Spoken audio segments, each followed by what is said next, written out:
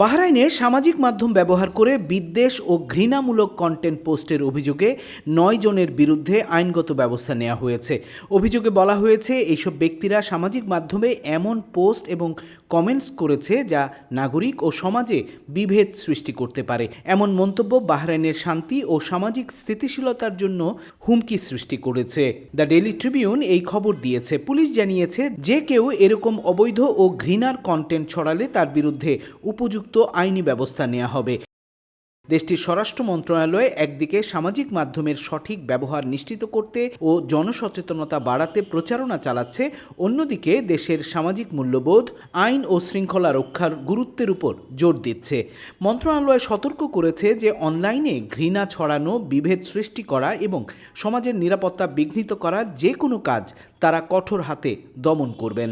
বাহরাইনের নাগরিক ও সেখানে বসবাসকারী প্রবাসীরা যেন সোশ্যাল মিডিয়ায় দায়িত্বশীল আচরণ বজায় রাখেন, সেটাই মন্ত্রণালয়ের প্রধান লক্ষ্য। সৌদি আরবে এক সপ্তাহের ব্যবধানে অভিবাসন, শ্রম ও সীমান্ত আইন ভাঙার দায়ে 19,790 জন অবৈধ বাসিন্দাকে গ্রেফতার করা হয়েছে। গ্রেফতারকৃতদের মধ্যে রয়েছে বিভিন্ন দেশের নাগরিক, তবে এদের বেশিরভাগই এসেছে ইয়েমেন ও ইথিওপিয়া থেকে, যাদের বিরুদ্ধে শুরু হয়েছে আইনি ব্যবস্থা। সৌদি গেজেট এই খবর দিয়েছে। দেশটির অভিবাসন কর্তৃপক্ষ জানিয়েছে গ্রেফতারকৃতদের মধ্যে 11,148 জনকে সৌদি থেকে বহিষ্কার করা হয়েছে। 21,805 জন আইন লঙ্ঘনকারীকে তাদের নিজ নিজ দূতাবাস থেকে ট্রাভেল পাস নিতে বলা হয়েছে। সৌদি আরব নিয়মিতভাবে এই ধরনের অভিযান পরিচালনা করে আসছে, যাতে করে শ্রমবাজার নিয়ন্ত্রণে থাকে এবং অবৈধ অভিবাসন প্রতিরোধ করা যায়। সৌদি আরবে সীমান্ত ও শ্রম আইন লঙ্ঘনকারীদের বিরুদ্ধে রয়েছে কঠোর শাস্তির বিধান, তাই এই বিষয়ে সেখানে অবস্থানকারী প্রবাসী বাংলাদেশিদেরও সচেতন থাকা অত্যন্ত জরুরি।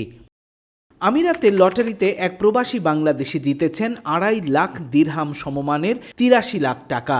কবির সরকার নামের 42 বছর বয়সী এই বাংলাদেশি প্রায় 20 বছর ধরে আরব আমিরাতে বসবাস করছেন। খালিজ টাইমসের খবরে জানানো হয়েছে, আবুধাবির মুসাফা এলাকায় একটি রেস্তোরাঁ পরিচালনা করেন কবির। লটারিতে পাওয়া অর্থ দিয়ে আরও একটি রেস্তোরাঁ খোলার পরিকল্পনা রয়েছে তার। কবির জানান, 1.5 বছর আগ থেকে তিনি বিগ টিকেটে অংশ নিতে শুরু করেন। অন্য বাংলাদেশিদের লটারি জেতার খবর দেখে তিনিও উৎসাহ পান। এবারের ড্র নিয়ে তার আত্মবিশ্বাস ছিল প্রবল। কবিরের এই জয় শুধু তার নিজের অর্থনৈতিক উন্নয়নের ক্ষেত্রে নয়, বরং প্রবাসী কমিউনিটিতেও আনন্দ আর উৎসাহের সৃষ্টি করেছে। কুয়েতের মরুর মাঠে ফলল টমেটো, বাজারজাতকরণও শুরু হয়েছে সেই টমেটোর। দক্ষিণ কুয়েতের ওয়াফরা এলাকায় স্থানীয় তরুণ কৃষক আবদুল্লাহ মোহাম্মদ আল মুতাইরির চাষ করা এই টমেটো সাধারণ গ্রিন হাউসের তুলনায় স্বাদে বেশি রসালো, পুষ্টিগুণে সমৃদ্ধ এবং আকৃতিতে সুন্দর। আরব টাইমস এই খবর দিয়েছে। কৃষক আবদুল্লাহ মোহাম্মদ আল মুতাইরি জানিয়েছেন, কুয়েতের স্থানীয় আবহাওয়ায় গ্রিন হাউসের টমেটো নিচে বিছিয়ে চাষ করলে ফল হয় ছোট এবং সংক্রমণের ঝুঁকি থাকে বেশি, কিন্তু উঁচু জমিতে চাষ করলে ফল বড়, রঙে উজ্জ্বল এবং আকৃতিতে হয় আকর্ষণীয়।